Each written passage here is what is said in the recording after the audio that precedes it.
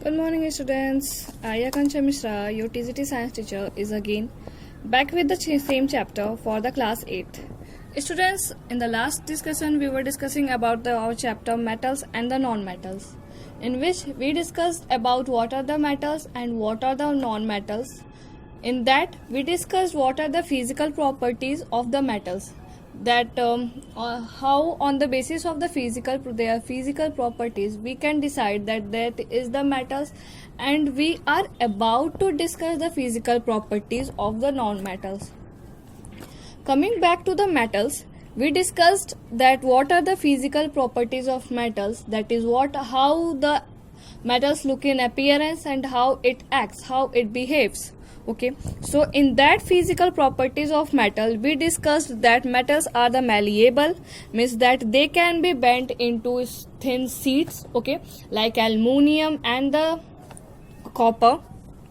And second property was the ductile, with ductility is a property of the metals, means they can be bent into a single wire, that is a copper, and you can take also example of the aluminium. Okay, and after that the third property was the sonorous, means they are able to produce sounds when beaten. Okay, in that you can take example of silver or the steel plates, and also aluminium.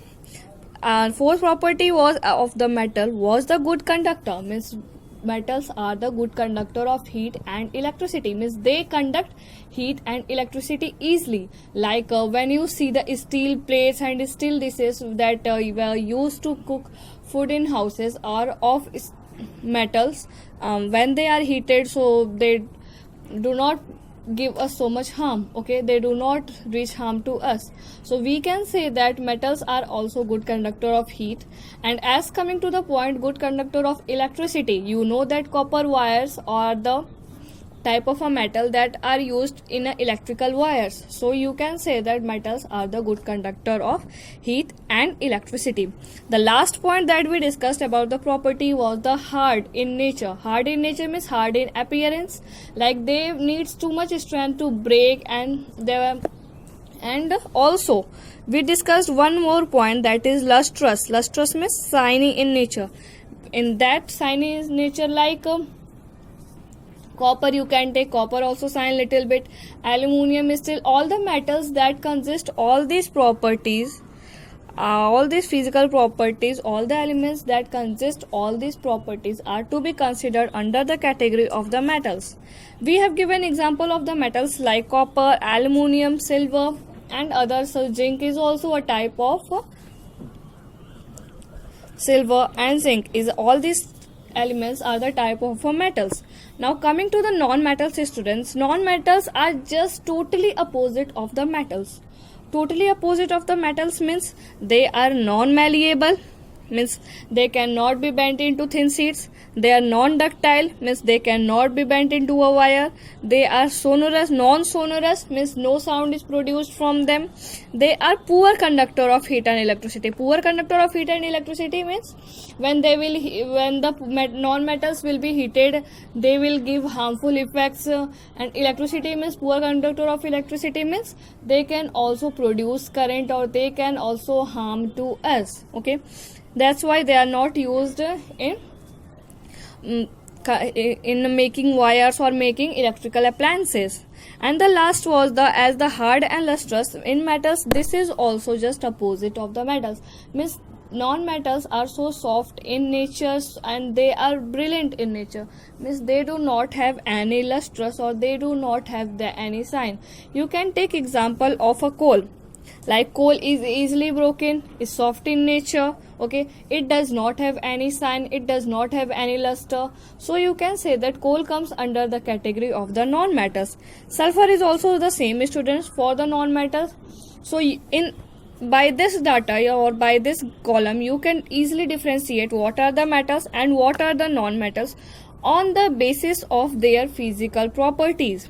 Okay, students, physical property, by their physical appearance. Okay, and how they behave. Now after, as we discussed about the physical properties of metals and non-metals, it's time to discuss about the chemical properties of the metals and non-metals. So as we have to discuss about the chemical properties, before that we need to know what are the chemical properties.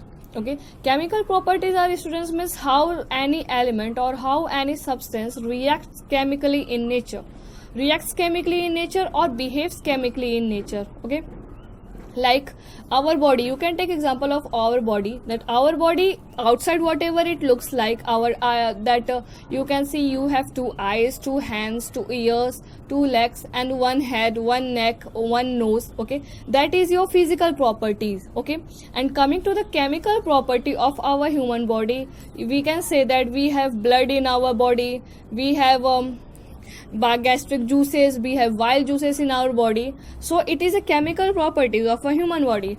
Same is in the case of the metals and the non-metals, students. So coming to the chemical properties of the metals and the non-metals, starting with the first point, reaction with oxides.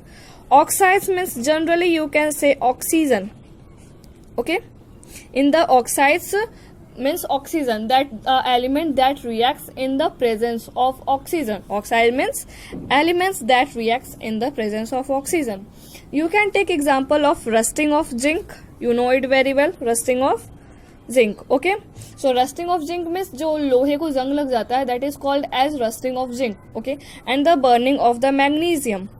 So these 2 examples are to be considered under the reaction with oxides. You can see its reaction in your book. Okay, that is no need to tell because you have already learned in your last class 7th. Okay, so just go through it.